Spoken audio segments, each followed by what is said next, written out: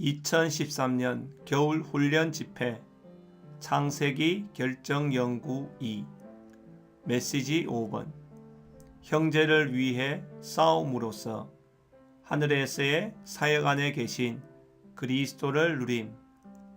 이 메시지는 5개의 로마 숫자가 있습니다. 로마 숫자 1번의 중점은 형제를 위해 싸우는 것입니다. 로마 숫자 2번은 그리스도의 하늘에서의 사역에 대해서 말합니다. 로마 숫자 3번은 하늘에서의 사역과 어떻게 협력하는지에 대해서 말하고, 로마 숫자 4번은 이러한 하늘에서의 사역 안에 계신 그리스도를 누리는 길에 대해서 우리에게 말해줍니다. 그리고 로마 숫자 5번은 이러한 그리스도를 누릴 때의 2가지 결과를 우리에게 말씀해 줍니다. 로마 숫자 1번은 믿음으로 사는 것의 세 방면에 대해서 우리에게 말해줍니다.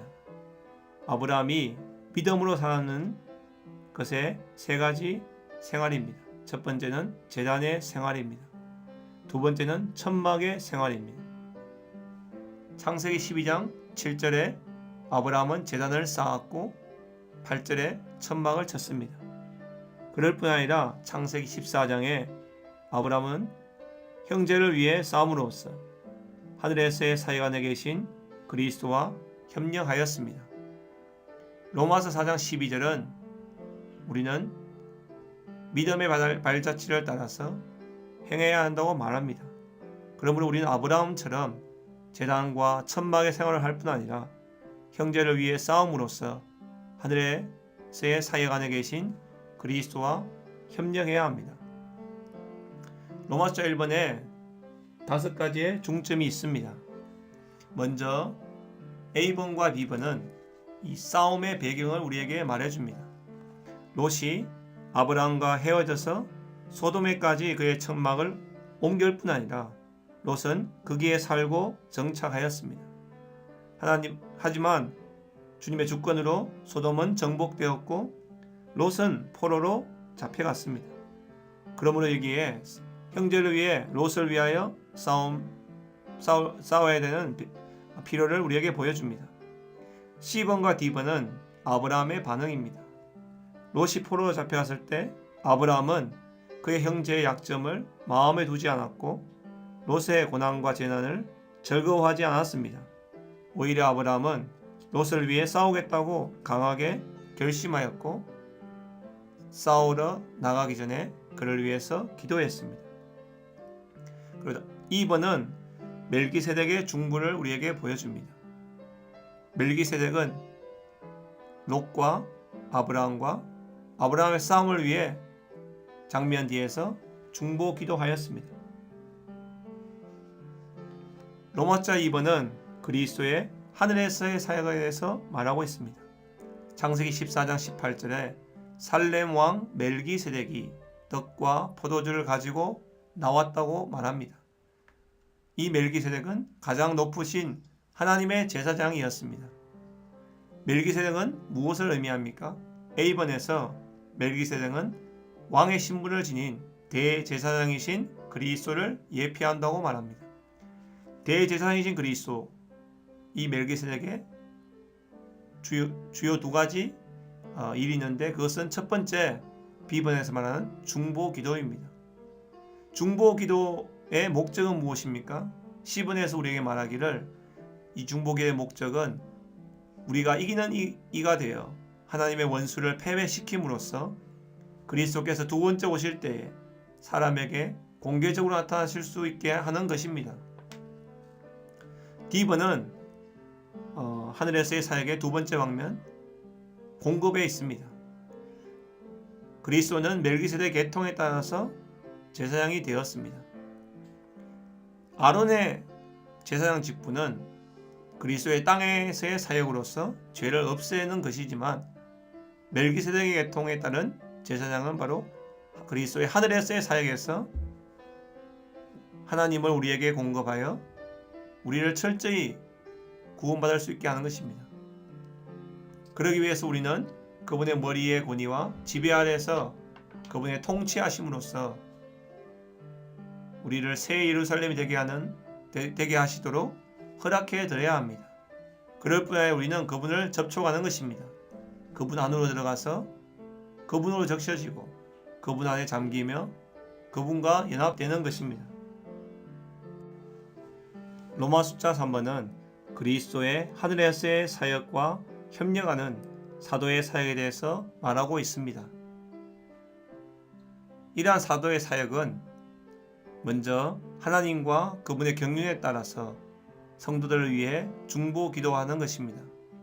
그 두 번째는 공급과 누림을 얻도록 과정을 거치신 하나님을 성도들 안에 공급하는 것입니다. 히브리서 7장 25절에 보면 주님은 우리를 위하여 중보 기도하신다고 말씀하시고 계시고, 히브리서 8장 2절은 그분은 참 장막의 사역자로서 우리에게 그분 자신을 생명으로 공급하시는 것입니다. 그리고 사도행전 6장 4절에서는 사도들이 기도하는 것과 그리고 말씀의 사역을 꾸준히 계속할 것이라고 말하고 있습니다. 사도들은 중보 기도하였습니다. 그리고 말씀을 사역함으로 과정을 거친 삼위 하나님을 성도들에게 공급하였습니다. 이 부분에서 말씀을 전한 형제님께서 목양에 대한 부담을 교통하셨습니다. 누가복음 22장에서 베드로는 모든 사람이 주님을 배반할지라도 베드로는 결코 주님을 부인하지 않겠다고 했지만 결국 베드로는 3번이나 주님을 부인하게 되었죠.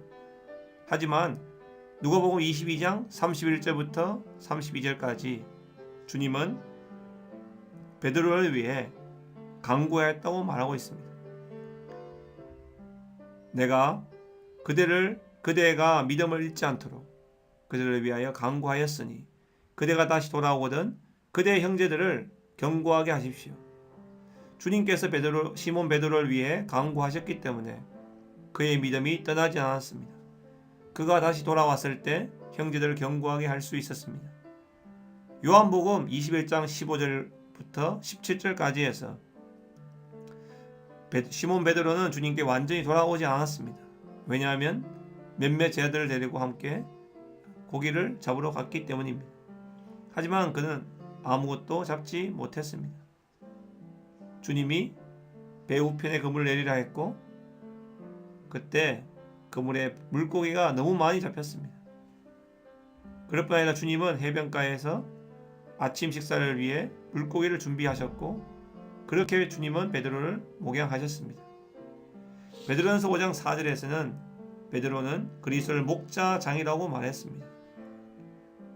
이것은 그분 아래 목자들이 있다는 것입니다. 그분은 목자장이시고 우리는 그분의 몸의 지체들로서 많은 목자들이 되어야 합니다. 5장 3절에서는 장로들에게 말하기를 주장하는 자세를 취하지 말라고 했습니다. 오히려 양떼분이 되라고 말했습니다. 이것은 우리가 성도들 위해 주님의 군림하거나 그들을 어디로 움직여야 할지 어디에 살아야 할지 주님 노릇을 해서는 안 된다는 것입니다. 베드로전서 2장 25절은 그분은 우리의 혼의 목자라고 합니다. 그분은 우리의 내적 존재의 복지를 관심하시고 감독하시고 우리의 참된 인격의 상태를 돌보시는 분이십니다. 그리고 히브리서 13장 20절에서 그분은 양떼의 큰 목자이십니다. 그분은 영원한 언약을 수행하시는 큰 목자이십니다.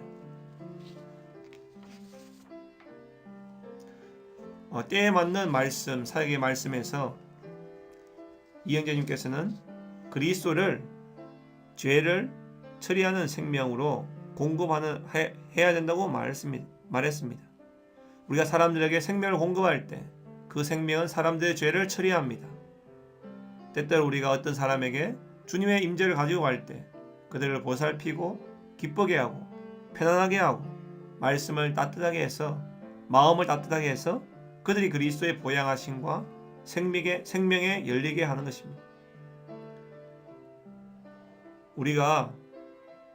우리는 죄를 처리하는 생명을 공급하기를 배워야 합니다. 우리가 그리스도를 죄를 처리하는 생명으로 먼저 누리고 죄를 처리할 때 우리는 비로소 다른 이들에게 이러한 그리스도를 공급할 수 있습니다. 로마서 4번은 하늘에서의 사역 안에 계신 그리스도를 누리는 길을 우리에게 보여줍니다. 우리는 그리스도의 하늘에서의 사역과 협력할 뿐 아니라 하늘에서의 사역 안에 계시는 그리스도를 누려야 합니다. 그 누리는 길이 시편 110편 3절에 계시되어 있습니다. 시편 110편 3절은 주의 전쟁의 날에 주의 백성이 헌신의 광채 안에서 즐거이 자신을 드리니 새벽의 태에서 나오는 이슬처럼 주의 청년들이 주께 나오는도다 라고 말씀하십니다. 여기에 먼저 우리는 그리스도를 누리기 위해서 자신을 즐거이 그분께 드려야 합니다. 이러한 헌신은 광채의 문제입니다. 광채는 장식으로도 번역될 수 있는데 헌신의 광채가 곧 장식입니다. 우리가 즐거이 우리 자신을 주님께 드린다면 신성하고 하늘에 속한 광채로 아름답게 될 것입니다. 그리고 두 번째는 그리스도를 적셔드리는 이슬입니다. 이 이슬은 새벽의 태에서 나온다고 말합니다. 우리는 먼저 이 이슬을 잉태하기 위해서 태 속으로 들어가야 합니다. 이것이 바로 아침 부흥과 관련되어 있습니다. 우리가 주님을 접촉하기 위해서 아침에 일찍 일어나지 않는다면 우리는 새벽의 태 속으로 들어갈 기회를 놓치는 것입니다. 우리가 이렇게 아침에 일찍 일어나서 주님을 접촉할 때에 우리는 우리의 만족뿐 아니라 주님의 만족을 위하여 그리고 주님을 적셔드리기 위해서 새벽의 태로부터 인해 잉태되고 산출된 이슬이 될 것입니다. 마지막 로마 숫자 5번입니다. 로마 숫자 5번은 하늘에서의 사역 안에 계신 그리스도를 누릴 때 두 가지 결과를 산출합니다. 첫 번째 결과는 하나님과 관계에 있습니다. 이기는 이인 아브라함이 하나님의 원수들에 대해 승리를 거두었고 이 땅에서 하나님과 함께 서 있었기 때문에 하나님은 하늘의 하나님이라고 불리실 뿐 아니라 하늘과 땅의 소유주로도 불리실 수 있었습니다. 두 번째 결과는 아브라함은 소돔 왕에게 나는 실오라기 하나나 신발끈 하나라도 왕의 것은 아무것도 가지지 않겠습니다 라고 말할 수 있었습니다. 이것은 아브라함이 땅에 속한 물질의 소유를 이겼으며 이 일에서 그의 순수성을 보여주었습니다.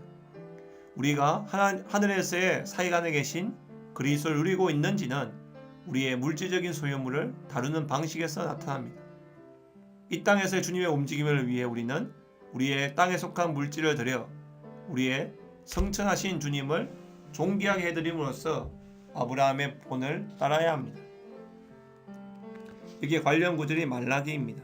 말라기 3장 8절에서 10절에 보면 사람이 어찌 하나님의 것을 도둑질하겠느냐. 우리가 11조를 드리지 않는다면 하나님의 것을 도둑질하는 것입니다. 10절에 말하기를 만군의 여호와가 이르노라 너희의 온전한 11조를 창고에 들여 나의 집에 양식이 있게 하고 그것으로 나를 시험하여 내가 하늘 문을 열고 너희에게 복을 쌓을 곳이 없도록 붙지 아니하나 보라. 우리에게 시험하라고 합니다. 10분의 1을 주님께 최소한 드릴 수 있기 원합니다. 그럴 때 교회 안의 모든 재정의 필요가 채워지게 될 것입니다. 누가복음 6장 38절은 주십시오. 그러면 여러분에게 줄 것입니다. 워치맨님께서 재정 관리에 대한 말씀하시는데 그것은 간단히 말해서 주님께 드리라는 것입니다. 우리의 합당한 재정 관리는 주님께 드리는 것입니다. 이 땅에서의 주님의 움직임을 위해 우리는 과정을 거치신 3일 하나님의 풍성을 누림으로써 땅에 속한 물질의 유혹을 이길 수 있는 것입니다.